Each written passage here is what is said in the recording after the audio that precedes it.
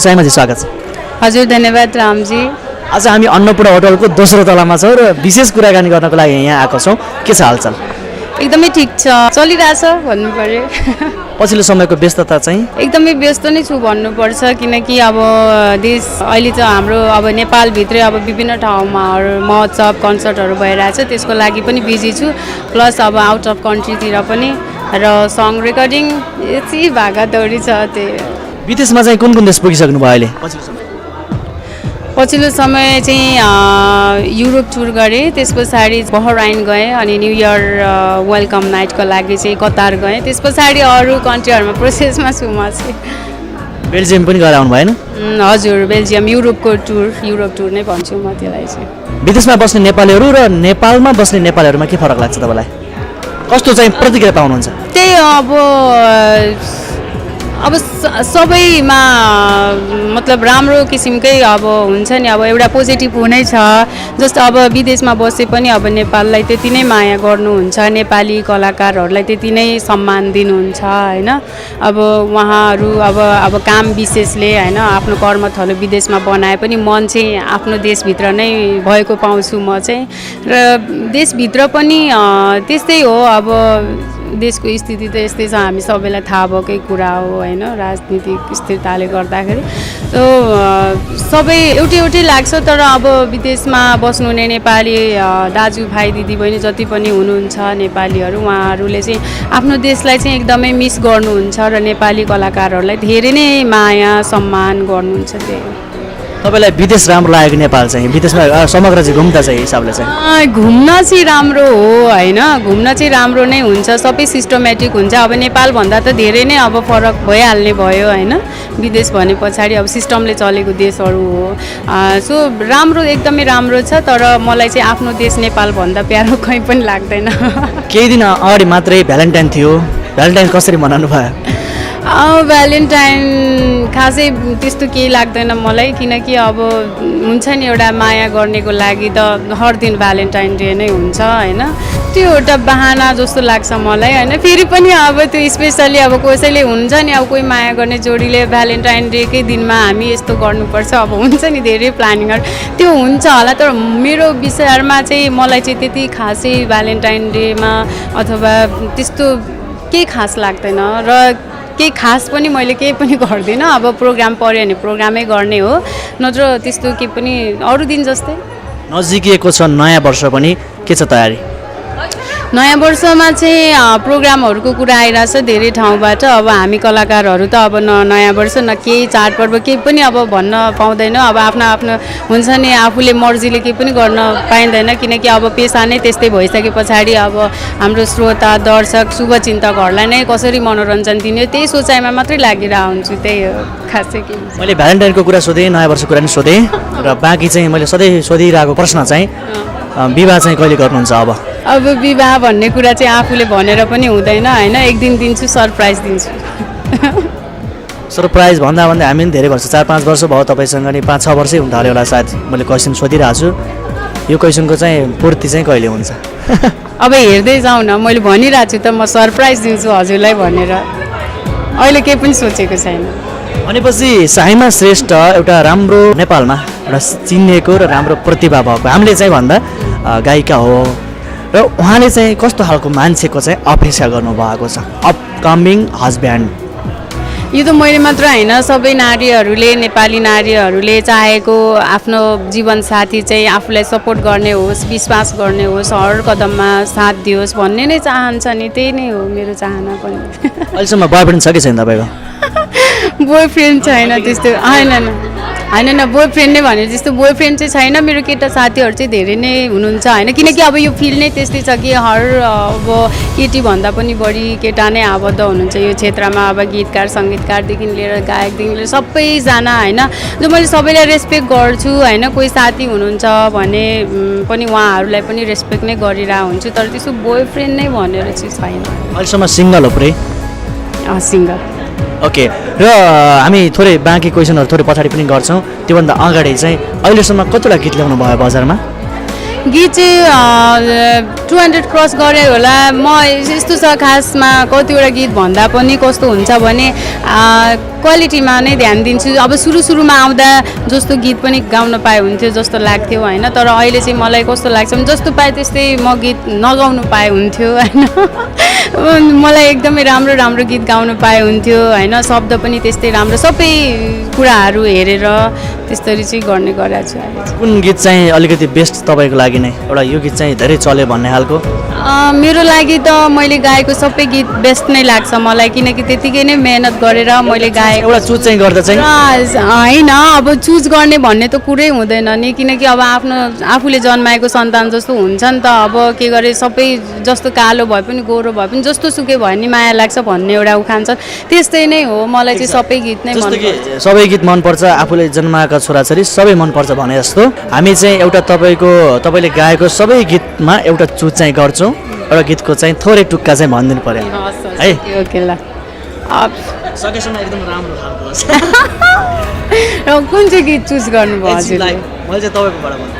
होइन, मलाई त सबै गीत मनपर्छ। तपाईँले मतलब भन्नु न त कुन चाहिँ गीत सुनाऊँ मैले? अब मलाई त मैले गाएको सबै गीत सुनाउनु मन लाग्छ नि, अब त्यो सुनायो भने त फेरि तिम्रो त्यो डोला डोला वाला नै सुनाऊ क्यारे है। यो गीत चाहिँ सबैले नै मन पराउनुहुन्छ, प्रायः मैले गाएको गीत चाहिँ सबैले मन पराइदिनु भएको छ होइन। अब यो गीत पनि एकदमै मन पराइदिनु भयो, हेरिदिनु भयो। हरेक प्रोग्राममा मैले यो गीत गाउने गर्छु। अहिले भर्खरै पनि यहाँ पनि प्रोग्राममा मैले आफ्नो प्रस्तुति दिएर आएँ यो गीतबाट।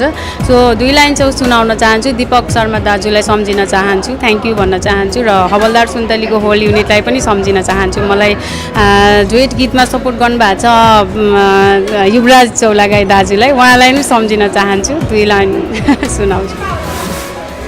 तिम्रा डोला डोला हातमा मेहन्दी भरि छौ, तिमीले आँखा जुधाउन डिग्री गरी छौ। तिम्रा डोला डोला हातमा मेहन्दी भरि छौ, तिमीले आँखा जुधाउन डिग्री गरी छौ। हिजो अस्ति हेर्दा बच्चे जस्तो लाग्थ्यो, पिरतीको खेलमा कच्चे जस्तो लाग्थ्यो। आज हेर लाउन नि हर्लक्कै बढी छौ, मेरो डोला डोला हातमा मेहन्दी भरि छु, मैले आँखा जुधाउन डिग्री गरी छु। भनेपछि नेपालमा हुने धेरै जसो साङ्गीतिक कार्यक्रम र विदेशमा हुने धेरै साङ्गीतिक कार्यक्रममा यो गीतले चाहिँ बढी प्रायोरिटी पाएको हो, मैले महसुस गरेको कुरा ठिक हो या? यो अब सुरुमा कस्तो थियो भने मेरो फर्स्ट एल्बम निकाल्दा सहीमाबाट चाहिँ हेरेकै हुन्छ होला, हेरे सहीमा भनेर चाहिँ एउटा नाम मलाई राखिदिनु भएको थियो। अहिले चाहिँ तिम्रा डोला डोला हातमा थियो भनेर चाहिँ बोलाउनुहुन्छ होइन। अनि अब जिउस यो गीतले चाहिँ मलाई धेरै नै राम्रो गरेको छ। र हामी अब थोरै मोडियौँ, थोरै अलिक ब्याकमा बढ्यो, 4-5 वर्ष 5-7 वर्ष अगाडि नै मोडियौँ न। जसरी कि यो क्षेत्रमा आउँदा चाहिँ कति गाह्रो भयो? यो क्षेत्रमा आउँदा गाह्रो त मलाई फ्यामिलीको सपोर्ट थियो सबैभन्दा ठुलो कुरा होइन। सो त्यति धेरै गाह्रो भएन। मलाई चाहिँ के गाह्रो भयो भने कस्तो हुन्छ भने जस्तै म्युजिक भन्ने कुरा चाहिँ मलाई थाहा थिएन होइन। 6 वर्ष पहिला चाहिँ जुन खोजी प्रतिभाको कम्पिटिसनबाट म आएँ होइन, जब यहाँ आएर मैले म्युजिक भन्ने कुराहरू सिक्नु पर्यो, के हो म्युजिक भन्ने कुरा, के हो यसको गहिराई, सबै कुराहरू जान्दै जाँदाखेरि होइन 0 लेभलबाट सिक्नु पर्यो मैले होइन। 12 घन्टा चाहिँ प्र्याक्टिस गर्थेँ मैले, किनकि कम्पिटिसनमा पनि भिडिरहेको थिएँ। त्यो कुरामा चाहिँ अलिकति स्ट्रगल गर्नु पऱ्यो, अरू कुरा चाहिँ खासै त्यस्तो गाह्रो चाहिँ भएन मलाई। मैले अघि तपाईँको डोला डोलावाला गीत चाहिँ मैले भनिहालेँ, तर मैले तपाईँको सुनेको चाहिँ एउटा राम्रो गीत साइमा एल्बमबाट चाहिँ एकदमै इनोसेन्टवाला थियो नि, जस्तो कि एकदम तिम्रो यो मुटुको अघि सम्झ एकदम बदलियो तिमी माया पाएर पनि होइन। त्यो यति जाओस् न है, त्यो थोरै के छ केही प्रिपेयर नभए पनि थोरै जाओस् न।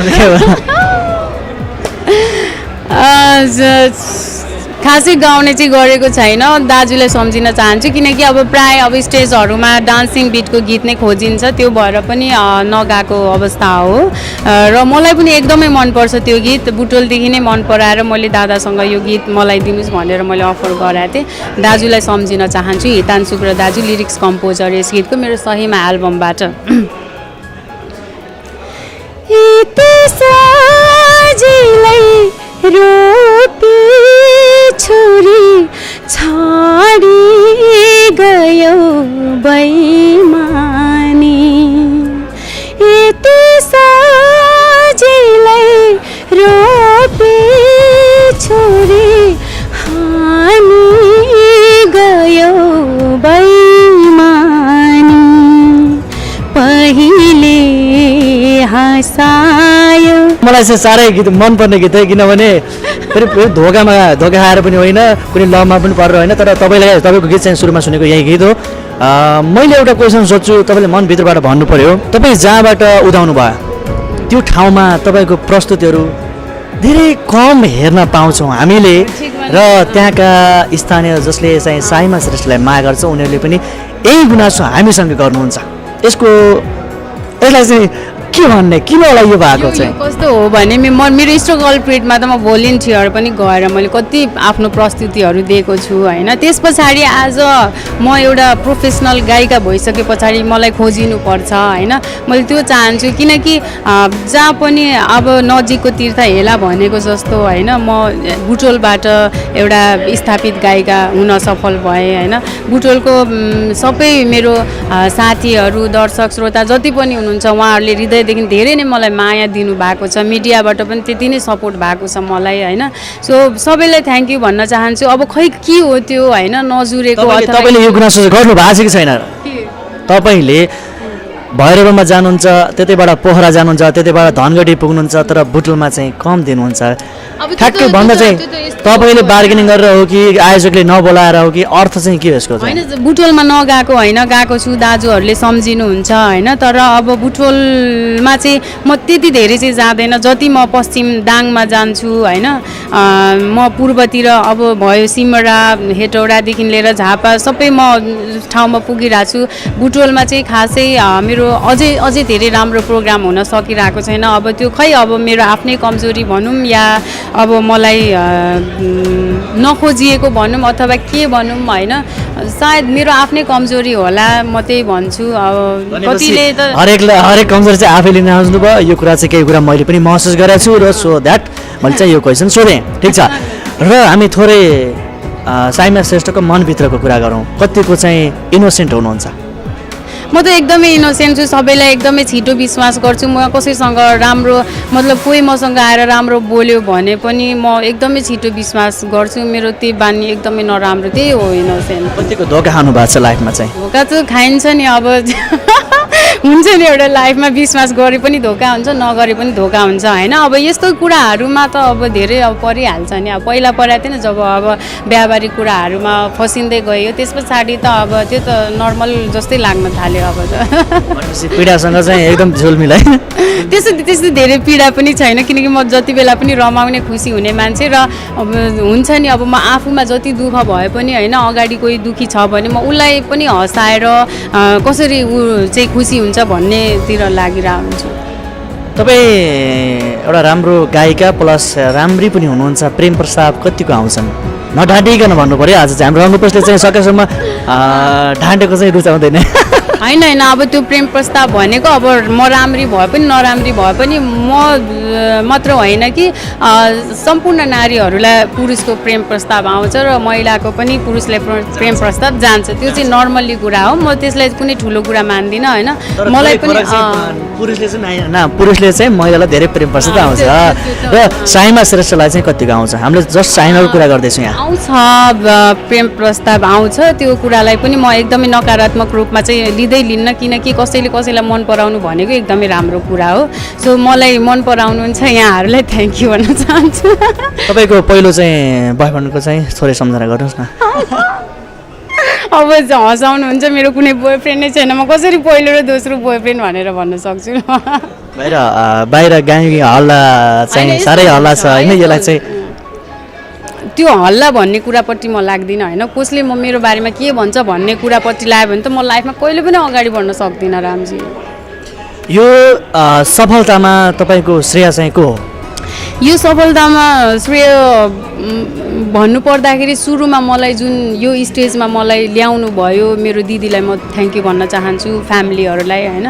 र मेरो सम्पूर्ण मलाई रुचाउनु, मेरो स्वर मन पराउनु हुने मेरो प्रशंसक, मेरो दर्शक श्रोता लगायत मिडियाकर्मी, मेरो साथीभाइ दाजु जति पनि हुनुहुन्छ उहाँहरूलाई नै म धेरै धेरै धन्यवाद दिन चाहन्छु। र श्रेय पनि उहाँहरूलाई नै जान्छ, किनकि ममा जति पनि क्षमता भए पनि होइन, यदि मलाई सबैले सपोर्ट गर्नुहुन्न थियो, मलाई सुन्नुहुन्न थियो, हेर्नुहुन्न थियो भने त म कसरी सफल हुन सक्थेँ। सो सबैलाई श्रेय जान्छ।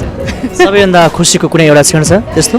खुसी त म हरेक पल खुसी भइरहेको हुन्छु होइन। एकदम सम्झना लायक चाहिँ एउटा त्यस्तो खालको अब त्यस्तो खुसी पनि हुन्छ होइन, किनकि मेरो मलाई लाइफमा लाग्दैन कि म सिङ्गर बन्छु भनेर कहिले पनि सोचेको थिइनँ मैले होइन। किनकि फ्यामिली एकदमै स्ट्रिक्ट थियो होइन, दादाहरूले एकदम स्ट्रिक्ट गर्नुहुन्थ्यो।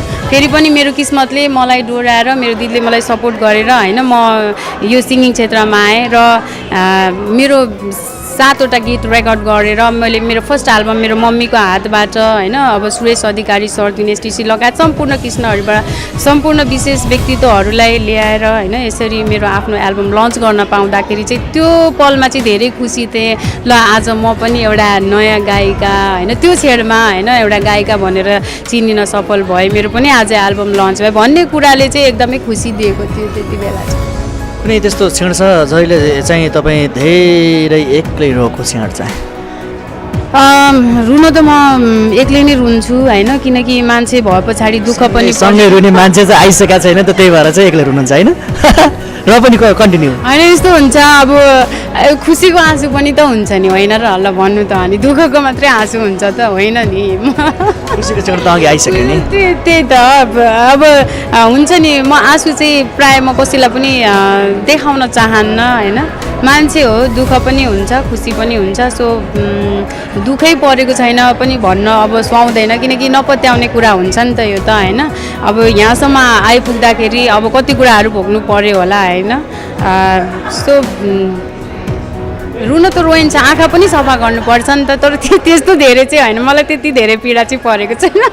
ठिक छ, धेरै चाहिँ अब मैले सोधेका क्वेसनमा धेरै कुरा चाहिँ लुकाइरहनु भएको छ, मैले चाहिँ त्यो महसुस गरेको छु, किनभने चाहिँ म तपाईँसँग धेरै नजिक छु नि त। र मैले फेरि जति क्वेसन पहिला सोधेको छु त्योभन्दा अलिकति बेग्लै खालको क्वेसन सोधिरहेको छु, त्यही पनि ढाँट्नु भएको छ, ठिकै छ। र घरमा चाहिँ को हुनुहुन्छ? घरमा मम्मी हुनुहुन्छ, ड्याडी हाम्रो मनभित्र हुनुहुन्छ, एनी टाइम हामी सँगसँगै हुनुहुन्छ। उहाँको भौतिक शरीर नभए पनि उहाँको आत्मा चाहिँ हामी सँगसँगै छ। सो आशीर्वाद पाइरहेको छु ड्याडीको, र मम्मी दादा भाउजूहरू सबै हुनुहुन्छ, दिदीहरू हुनुहुन्छ। के गर्दा खुसी लाग्छ तपाईँलाई? कसैको दुःखमा थोरै हाँसो मतलब राख्नु पायो भने होइन, कसैलाई खुसी दिलाउनु पायो भने एकदम खुसी लाग्छ। कसैलाई केही गर्न पाएँ भने अरूभन्दा पनि त्यही त हो नि, कसैलाई केही गर्न पाएँ भने एकदमै खुसी लाग्छ। जियोस् आज हामीसँग एउटा त्यस्तो सिक्रेट चाहिँ केही कुराकानी सेयर गर्नुहुन्छ भने भन्दैन न, कुनै एउटा सिक्रेट होस् फेरि? होइन, मसँग त्यस्तो सिक्रेट त केही पनि छैन होइन, सबै अब खुल्लै छ। अब हजुरले देख्नु भएकै छ, अब हुन्छ नि अब यसले त्यो भने त्यसले त्यो भने, म त्यो कुराहरूपट्टि म लाग्दैन होइन, त्यस्तो केही पनि छैन, सबै ओपन नै छ। जस्तो कि तपाईँको बारेमा बाहिर नआएको कुनै सिक्रेट कुरा छ? छैन, त्यस्तो छैन। साईमा खुल्ला किताब हो त्यसको? अब खुल्लै भन्नु पर्यो होइन, मैले त्यस्तरी केही कुरा लुकाएर कसैलाई घात पनि त गरेको छैन नि, त्यो पनि हेर्नु पर्यो नि त होइन। अन्त्यमा चाहिँ आफ्ना फ्यानहरूलाई चाहिँ के भन्नुहुन्छ?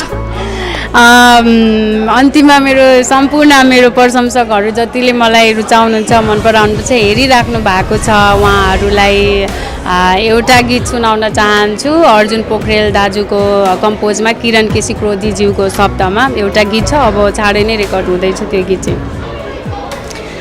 मेरो एउटा राम्रो साथी टाढा टाढा परदेशी,